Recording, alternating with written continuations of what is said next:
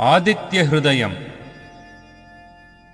ततो युद्धः परिश्रान्तं समरे चिन्तया स्थितं, रावणं चाग्रतो दृष्ट्वा युद्धाय समुपस्थितम्।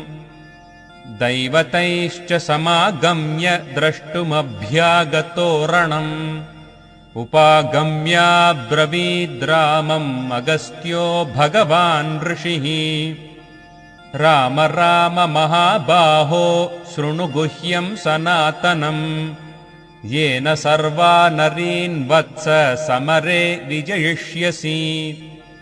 आदित्यहृदयं पुण्यं सर्वशत्रुविनाशनम्, जयावहं जपेन्नित्यम् अक्षय्यं परमं शिवम्।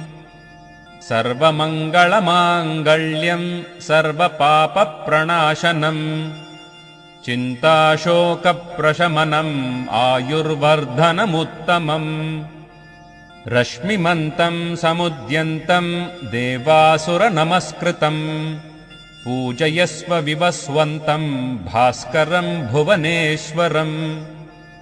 सर्वदेवात्मको ह्येषः तेजस्वी रश्मिभावनः, एष देवासुरगणान् लोकान् पाति गभस्तिभिः। एष ब्रह्मा च विष्णुश्च शिवस्कन्दः प्रजापतिः, महेन्द्रो धनदः कालो यमः सोमो ह्यः पाम्पतिः। पितरो वसवः साध्या ह्यश्विनौ मरुतो मनुः, वायुर्वह्निः प्रजाप्राणा ऋतुकर्ता प्रभाकरः। आदित्यः सविता सूर्यः खगः पूषा गभस्तिमान्, सुवर्णसदृशो भानुः हिरण्यरेता दिवाकरः। हरिदश्वः सहस्रार्चिः सप्तसप्तिर्मरीचिमान्, तिमिरोन्मथनः शम्भुस्त्वष्टा मार्ताण्ड अंशुमान्। हिरण्यगर्भः शिशिरस्तपनो भास्करो रविः, अग्निगर्भोदितेः पुत्रः शङ्खः शिशिरनाशनः। व्योमनाथस्तमो भेदी ऋग्यजुस्सामपारगः, घनवृष्टिरपां मित्रो विन्ध्यवीथी प्लवङ्गमः। आतपी मण्डली मृत्युः पिङ्गळः सर्वतापनः, कविर्विश्वो महातेजाः रक्तः सर्वभवोद्भवः। नक्षत्रग्रहताराणाम् अधिपो विश्वभावनः, तेजसामपि तेजस्वी द्वादशात्मन्नमोऽस्तु ते। नमः पूर्वाय गिरये पश्चिमायाद्रये नमः, ज्योतिर्गणानां पतये दिनाधिपतये नमः। जयाय जयभद्राय हर्यश्वाय नमो नमः, नमो नमः सहस्रांशो आदित्याय नमो नमः। नम उग्राय वीराय सारंगाय नमो नमः, नमः पद्मप्रबोधाय मार्ताण्डाय नमो नमः। ब्रह्मेशानाच्युतेशाय सूर्यायादित्यवर्चसे, भास्वते सर्वभक्षाय रौद्राय वपुषे नमः। तमोघ्नाय हिमघ्नाय शत्रुघ्नायामितात्मने, कृतघ्नघ्नाय देवाय ज्योतिषां पतये नमः। तप्तचामीकराभाय वह्नये विश्वकर्मणे, नमस्तमोभिनिघ्नाय रवये लोकसाक्षिणे। नाशयत्येष वैभूतं तथैव सृजतिः प्रभुः, पायत्येष तपत्येष वर्षत्येष गभस्तिभिः।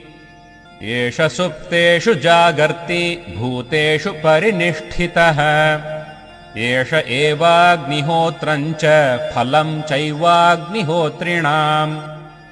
वेदाश्च क्रतवश्चैव क्रतूनां फलमेव च, यानि कृत्यानि लोकेषु सर्व एष रविः प्रभुः।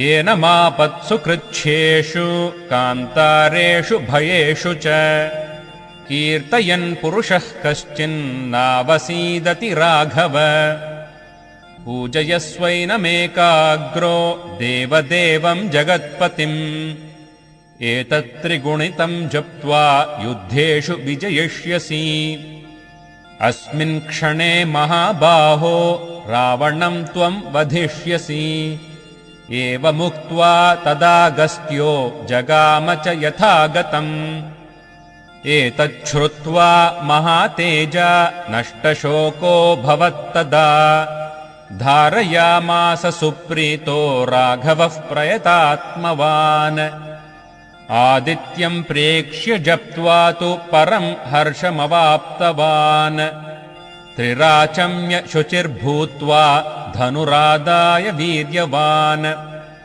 रावणम् प्रेक्ष्य हृष्टात्मा युद्धाय समुपागमत् सर्वयत्नेन महता वधे तस्य धृतोऽभवत् अथ रविरवदन्निरीक्ष्य रामम् मुदितमनाः परमम् प्रहृष्यमाणः निशिचरपतिसंक्षयम् विदित्वा सुरगणमध्यगतो वचस्त्वरेति आदित्यहृदयम् ततो युद्धः परिश्रान्तम् समरे चिन्तया